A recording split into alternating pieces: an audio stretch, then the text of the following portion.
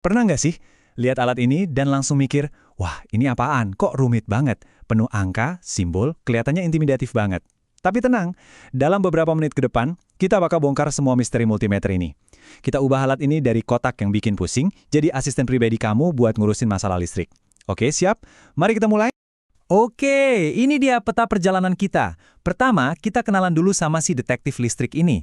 Terus kita langsung praktek ngukur tegangan dan hambatan. Abis itu, kita belajar cara ngetes sambungan dan komponen biar jago nyari masalah. Nah, yang nggak kalah penting, kita bakal bahas kesalahan-kesalahan fatal yang bisa ngerusak multimeter. Dan terakhir, kita tutup dengan tips biar ngukurnya selalu aman dan akurat. Oke, bagian 1. Sebenarnya, benda apa sih ini? Multimeter atau nama kerennya avometer, ini tuh udah kayak peralatan wajib buat siapapun yang berurusan sama elektronik. Mau kamu teknisi profesional atau sekedar hobi, alat ini wajib punya. Gampangnya gini, multimeter itu ibarat stetoskopnya dokter buat dunia elektronik. Kita bisa dengerin dan lihat kesehatan sirkuit. Ada listriknya nggak? Kuat nggak tegangannya? Jalurnya nyambung atau putus? Nah, semua pertanyaan itu bisa dijawab sama alat ini. Jadi kita bisa mendiagnosis masalah dengan tepat. Secara umum, ada dua jenis multimeter. Yang analog, yang masih pakai jarum, itu jago banget buat ngelihat nilai yang naik turun, kayak tegangan yang gak stabil. Tapi buat kita sekarang, yang digital jauh lebih enak. Angkanya jelas, akurat, jadi nggak perlu nebak-nebak lagi. Jauh lebih ramah buat pemula. Mau analog atau digital, bagian utamanya ya cuma 3 ini.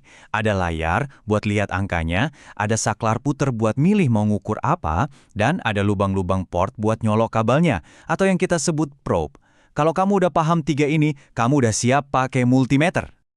Oke, teori dasarnya udah cukup. Sekarang kita masuk ke bagian yang paling seru, yaitu praktek. Kita mulai dari 2 hal yang paling sering diukur, tegangan dan hambatan.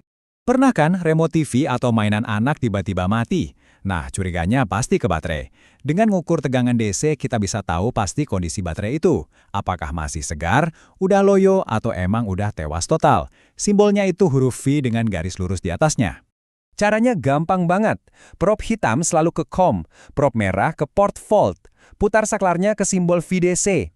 Nah, ini penting. Pilih rentang yang lebih tinggi dari yang mau diukur. Misal, buat baterai 1,5 volt, kita pilih aja rentang 20 volt biar aman. Tinggal sentuhin deh probe merah ke kutub positif, yang hitam ke negatif. Angka yang muncul itulah nyawa baterai kamu. Oke, sekarang kita pindah ke pengukuran hambatan atau ohm. Dengerin baik-baik, ini ada satu aturan emas yang hukumnya wajib. Jangan pernah, sekali lagi, jangan pernah mengukur hambatan kalau sirkuitnya masih ada listriknya. Wajib mati total. Kalau nekat, siap-siap aja bilang selamat tinggal sama multimeter kamu. Coba lihat gambar ini. Sebelum probe menyentuh komponen, kita harus yakin 100% dayanya sudah dimatikan. Cabut dari stop kontak, lepas baterainya. Kalau sudah aman, baru kita bisa atur multimeter ke mode ohm, simbolnya omega, dan ukur nilai komponennya. Nah, sekarang kita naik level. Bukan cuma jadi dokter ya, tapi sekarang kita jadi detektif. Kita bakal pakai multimeter buat nyari sumber masalah kelistrikan. Ini nih pertanyaan yang sering banget muncul. Punya alat elektronik yang mati total, curiga antara kabelnya putus di dalam atau sekringnya yang kebakar. Gimana cara ngeceknya tanpa harus bongkar semuanya? Tenang, multimeter punya jawabannya. Jawabannya sesederhana ini. Cukup dengarkan bunyinya.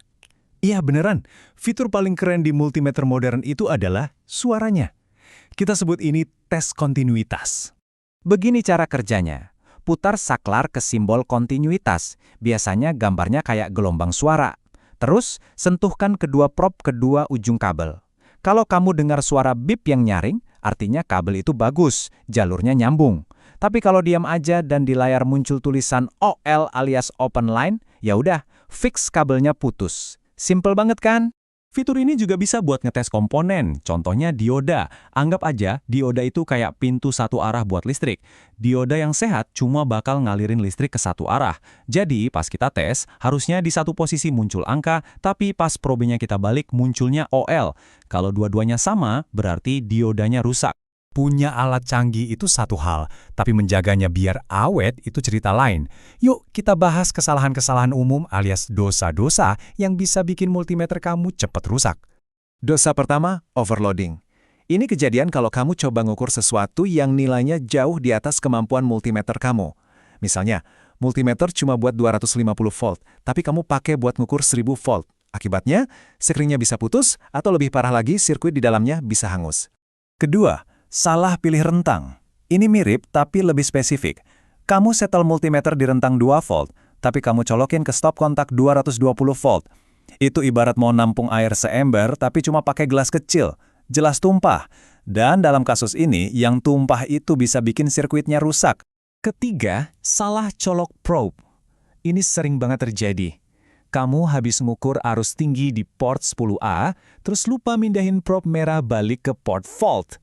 Kalau kamu langsung coba ukur tegangan, kamu sama aja bikin korsleting lewat multimeter kamu. Bahaya banget! Nah, yang keempat ini kembali ke aturan emas tadi. Nekat ngukur pakai mode ohm atau kontinuitas di sirkuit yang masih nyala, itu sama aja kayak nyuntikin tegangan langsung ke jantung multimeter yang paling sensitif. Ini mungkin cara paling cepat dan paling pasti buat ngerusak alat kamu. Tiga yang terakhir ini sering dianggap sepele. Pertama, lingkungan. Jangan simpan multimeter di tempat lembab atau berdebu. Itu bisa bikin karatan atau korslet. Kedua, perawatan. Baterai lemah itu bukan cuma bikin hasil nggak akurat, tapi juga bisa ngerusak komponen. Dan yang terakhir, ya jelas, kerusakan fisik. Jatuh atau kebentur itu musuh utama semua alat elektronik, termasuk multimeter. Oke, kita sudah sampai di bagian terakhir. Anggap ini sebagai rangkuman dan daftar periksa terakhir sebelum kamu mulai beraksi, supaya setiap pengukuran selalu aman dan hasilnya bisa dipercaya. Ini adalah ritual yang harus kamu lakukan setiap kali mau mengukur. Kalau ragu, setel ke rentang paling tinggi. Ingat aturan emas, jangan ukur hambatan di sirkuit hidup. Cek lagi posisi probe, jangan sampai salah colok. Jari jangan sentuh ujung logamnya. Dan kalau sudah selesai, langsung matikan. Biasakan ini dan kamu akan aman. Ingat selalu prinsip ini. Ukur dengan aman atau jangan mengukur sama sekali. Nggak ada data pengukuran yang sebanding dengan resiko keselamatan diri sendiri atau rusaknya alat. Nah, sekarang kamu udah punya bekalnya. Multimeter bukan lagi benda asing yang menakutkan, tapi jadi alat super yang bisa bantu kamu. Jadi, mau itu ngecek baterai remote, nyari kabel charger yang rusak, atau mastiin sekring masih bagus, sekarang kamu bisa jadi detektif listrik di rumahmu sendiri. Selamat mencoba!